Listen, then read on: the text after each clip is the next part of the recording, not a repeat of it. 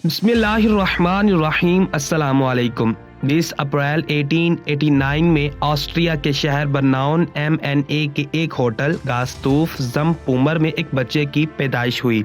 ये शहर बावरिया जर्मनी का पड़ोसी शहर है। इसकी वालदा कलारा है जो अलाउस की तीसरी बीवी थी। ये बच्चा अपने 6 बहन भाइयों में चौथे नंबर पर था। इस बच्चे ने फशलहीम के करीब एक सरकारी स्कूल में तालीम हासिल की। स्कूल के सख्त कवानीन की पासदारी न करने पर इस बच्चे का अपने वालिद से शदीद तनाज़ा रहने लगा। 8 साल की उम्र में इस बच्चे ने मौसीकी की तालीम में दिलचस्पी ली और चर्च में क्वायर गाए, यहाँ तक कि इसने पादरी बनने का भी सोचा। 1900 में इसके छोटे भाई की खसरा से मौत ने इस पर गहरा असर छोड़ा। ये बच्चा एक खुद एतमाद और गुयूर तालिब इल्म से एक खामोश और उदास पर्सन बन गया था। इसकी बात बात पर अपने वालिद और उस्तादा से नोक जोक होती रहती थी। इसके वालिद ने कस्टम ब्यूरो में एक कामयाब जरिया मुआश तलाश कर लिया था और वो अपने बेटे को अपने नक्शे कदम पर चलाना चाहते थे, मगर ये बच्चा एक आर्टिस्ट बनना चाहता था, लेकिन इसका बाप इसे कुछ और ही बनाना चाहता था। 3 जनवरी 1903 में वालिद के इंतकाल के बाद इसकी तालीमी कारकर्दगी में खराबी के बाद इसकी वालदा ने इसे अपनी मर्जी की तालीम हासिल करने की इजाजत दे दी, जिसके बाद सितंबर 1904 में इसने रियल शूल ऑस्ट्री में दाखिला ले लिया। इसने अपनी तालीमी सफर मुकम्मल करने के बाद किसी मजीद तालीमी या मुआशी सफर का मंसूबा बनाए बगैर इसने स्कूल छोड़ दिया। ये बच्चा एक आर्टिस्ट बनना चाहता था, लेकिन इसकी वजह से पूरी दुनिया एक बहुत बड़ी मुसीबत में फंस गई। आखिर ये कौन था और इसने ऐसा क्या किया कि जिसकी वजह से पूरी दुनिया मुसीबत में फंस गई? नाज़रीन, आज की इस वीडियो में हम आपको बताएंगे, मगर वीडियो के आगाज से कबल आपसे एक छोटी सी गुजारिश है कि हमारी वीडियो को मुकम्मल देखिएगा, हमारे चैनल को सब्सक्राइब कीजिएगा और साथ में लगे बेल आइकॉन को जरूर प्रेस कीजिएगा ताकि हमारी आने वाली तमाम अपडेट्स आपको बर वक्त मिलती रहें। प्यारे दोस्तों, इस बच्चे को पूरी दुनिया अडोल्फ हिटलर के नाम से जानती है। हिटलर को ऑस्ट्रिया के दारुल हुकूमत वेना के कॉलेज ऑफ फाइन आर्ट्स में महज इसलिए दाखिला न मिल सका कि वो इनके मतलूबा मयार पर नहीं उतरता था। 1913 में हिटलर जर्मनी चला आया, जहां पहली जंग अजीम में जर्मनी की तरफ से एक आम सिपाही की हैसियत से लड़ा और फौज में इसलिए तरक्की हासिल न कर सका कि अफसरान के नजदीक इसमें कायदाना सलाहियतों की कमी थी। 1919 में हिटलर जर्मनी की वर्कर्स पार्टी का रुकन बना, जो 1920 में national socialist German workers party Nazi कहलाई। 1921 में वो पार्टी का चेयरमैन मुंतखब हुआ और 1930 में मुनक़दा होने वाले इंतखाबात में नाजी पार्टी जर्मनी की दूसरी बड़ी पार्टी बन गई। 1933 के इंतखाबात में नाजी पार्टी अक्सरियत हासिल ना कर सकी, मगर सबसे बड़ी पार्टी होने की हैसियत से सदर ने हिटलर को हुकूमत बनाने की दावत दी और हिटलर मुल्क के सबसे बड़े ओहदे चांसलर तक पहुंच गया। चांसलर बनने के बाद हिटलर ने जो सबसे पहले काम किया वो नाजी पार्टी का फरोग था। इस मकसद के लिए उसने अपने मुखालिफिन को दबाने का हर हरबा आजमाया। इसके दौरे हुकूमत में नाजी पार्टी जर्मनी यूरोप के बेशतर हिस्से पर काबिज रही, जबकि इस पर 11 मिलियन यानी 1 करोड़ 10 लाख अफराद के कत्ले आम का इल्जाम भी लगाया गया है, जिनमें मुबैयना तौर पर 60 लाख यहूदी भी शामिल थे। यहूदी हिटलर के हाथों इस कत्ले आम को होलोकास्ट के नाम से याद करते हैं। नाजरीन, होलोकास्ट दल असल यूनानी लफ्ज से बना है, जिसके मायने है मुकम्मल जला देना। इस तरह लाखों यहूदी मर्द, औरतों, बच्चों और बूढ़ों के अलावा इश्तराकियत पसंदों, पोलैंड के मुश्तरका कौमियत के हामिल बाशिंदे, रोमानियों, गुलामों, माजूरों, हमजिन्स परस्तों, सियासी और मजहबी अकलियत को इंतहाई बेदर्दी से मौत के घाट उतार दिया गया। नाज़रीन, कैदियों से उस वक्त तक काम लिया जाता जब तक वो थकन या बीमारी का शिकार होकर मौत की आगोश में ना चले जाएं। यहूदियों और रोमानियों को सैकड़ों मील दूर बनाए गए मक्तल गाहों पर जानवरों की तरह की रेल गाड़ियों में ढूंस कर गेतों मुंतकिल कर दिया गया, जहां जिंदा पहुंच जाने की सूरत में उन्हें गैस चैम्बर के जरिए मौत के घाट उतार दिया जाता। जर्मनी के तमाम ऑफिसर शाही इस अजीम नस्ल कुश्ती में पेश थे, जिसने इस मुल्क को नस्ल कुशी के अड्डे में तब्दील कर दिया, जिनका तहरीके नाजियत में अहम किरदार था। नाजरीन, जर्मनी में बरसरे इक़्तिदार आने के बाद नाजियों ने फौरन ही इज्तिमाई कत्ले आम शुरू नहीं किया था, ताहम उन्होंने फौरन ही यहूदियों को हदफ बनाने और उन्हें जर्मन मुआशरे से निकाल बाहर करने के लिए हुकूमत का इस्तेमाल शुरू कर दिया था।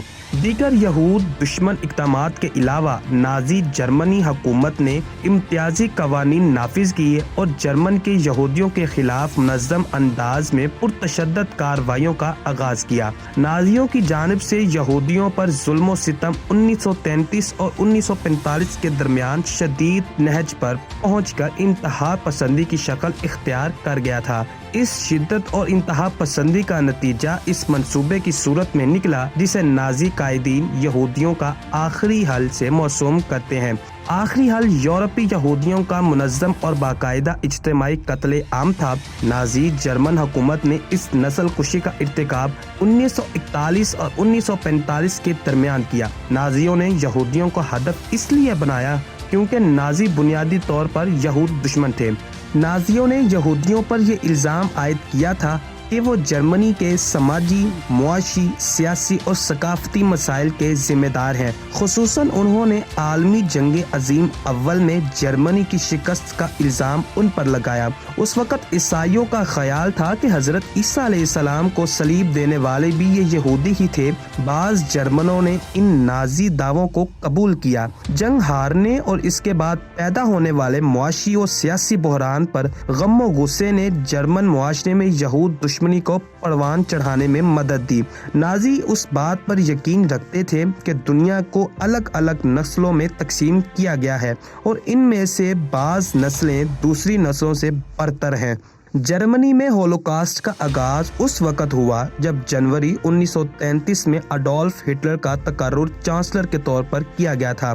इसके फौरन बाद नाजी जर्मनी हुकूमत ने यहूदियों को जर्मनी के मुआशी, सियासी, समाजी और सकाफती जिंदगी से खारिज कर दिया। 1930 की पूरी दहाई के दौरान हिजरत के लिए यहूदियों पर इस हुकूमत का दबाव बढ़ता गया, लेकिन नाजियों की तरफ से यहूदियों पर रखा जाने वाला जुल्म सितम जर्मनी की सरहदों से भी आगे बढ़ गया। 1930 की पूरी दहाई के दौरान जर्मनी ने एक जारहाना खारजा पॉलिसी को इख्तियार किए रखा, जिसका नतीजा आलमी जंग अजीम दोम की सूरत में निकला। इसका आगाज 1939 में यूरोप में हुआ था। जंग से कबल और जंग के दौरान इलाकाई तोसी के नतीजे में लाखों मजीद यहूदी जर्मन के जेर तसल्लुत आ गए, जो यूरोपी यहूदियों का दानिस्ताना और मुनज़्ज़म इज्तिमाई कत्ले आम था। इससे पहले बहुत से यहूदी मारे जा चुके थे, लेकिन यहूदी मुतासिरीन की एक वसी अक्सरियत को इसी अरसे यानी 1941 और 1945 में कत्ल किया गया। नाजरीन, नाजी जर्मनी ने लामहदूद पैमाने पर इज्तिमाई कत्ले आम का इर्तिकाब किया। कत्ल के दो बड़े तरीके थे। एक तरीका तो गोलियों से भून डालना था। जर्मन यूनिट्स ने पूरे मशरकी यूरोप में देहात, कस्बों और शहरों के बाहर बंदूकों के जरिए इज्तिमाई कत्ले आम किया। और दूसरा बड़ा तरीका जहरीली गैस से दम घोट कर मारना था। गैस से मार देने की कार्रवाइयाँ कत्लगाहों और मुतहर्रिक गैस गाड़ियों में अंजाम दिए गए। गन फायर के जरिए पूरे मशरकी यूरोप के बहुत से लोग जो शहरों, कस्बों और देहातों में आबाद थे, उनका इज्तिमाई कत्ले आम किया गया। नाजी हुकूमत ने जर्मनी के जेर तसल्लुत पोलैंड में खसूसी तौर पर तैयार करता गैर मुतहर्रिक कत्लगाहों की तामीर शुरू की। नाजी जर्मनी 5 कत्लगाहें चला रहा था। उन्होंने ये कत्लगाहें सिर्फ और सिर्फ इस मकसद के लिए बनाई थी कि यहूदियों को बड़े पैमाने पर मुअस्सर अंदाज में हलाक किया जा सके। इन कत्लगाहों में कत्ल का बुनियादी हथियार एक जहरीली गैस थी, जो कि पूरी तरह से बंद गैस चैम्बर या गाड़ियों में छोड़ दी जाती थी। जर्मन हुक्काम अपने इत्तेहादियों और हलीफियों की मदद से यहूदियों को पूरे यूरोप से इन कत्लगाहों तक लाते थे।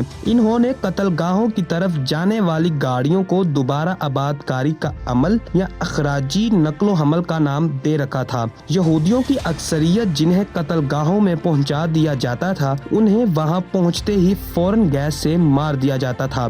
بعض یہودی جو جرمن عہدیداروں کے خیال میں صحت مند اور توانا ہوتے تھے انہیں جبری مشقت کے لیے منتخب کر لیا جاتا تھا۔ ان 5 قتل گاہوں میں تقریباً 2.7 ملین یہودی مردوں، عورتوں اور بچوں کو قتل کیا گیا۔ اس عمل پر پوری دنیا نے ہٹلر کو برا بلا کہا، مگر ہٹلر کا کہنا تھا کہ میں نے 80% یہودیوں کو اس دنیا سے ختم کر دیا ہے، صرف 20% کو زندہ چھوڑ رہا ہوں، اس لیے نہیں کہ دنیا مجھے برا بلا کہہ رہی ہے، بلکہ اس لیے کہ میرے مرنے کے بعد تم لوگوں کو احساس ہوگا کہ میں نے ان 20% یہودیوں کو بھی زندہ کیوں چھوڑا ہے۔ ناظرین، موجودہ وقت میں ہٹلر کی یہ بات بالکل سچ ثابت ہو رہی ہے۔ اس طرح اسرائیل فلسطین کے اوپر ظلم و ستم کی انتہا کر رہا ہے، بچوں، عورتوں، بوڑھوں اور نوجوانوں کو کس طرح بربریت کا نشانہ بنا رہا ہے، معصوم پھولوں کو پیروں تلے روند رہا ہے اور کس طرح عورتوں کے ساتھ ظلم کر رہا ہے۔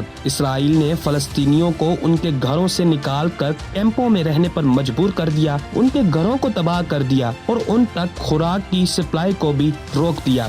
اللہ تعالیٰ سے دعا ہے کہ اللہ تعالیٰ ان ظالموں سے امت مسلمہ کو نجات دلائے اور امت مسلمہ کو اتحاد نصیب کرے۔ ناظرین، کمنٹ سیکشن میں آمین ضرور لکھیے گا۔ ملتے ہیں ایک نیکسٹ ویڈیو میں، تب تک کے لیے اللہ حافظ۔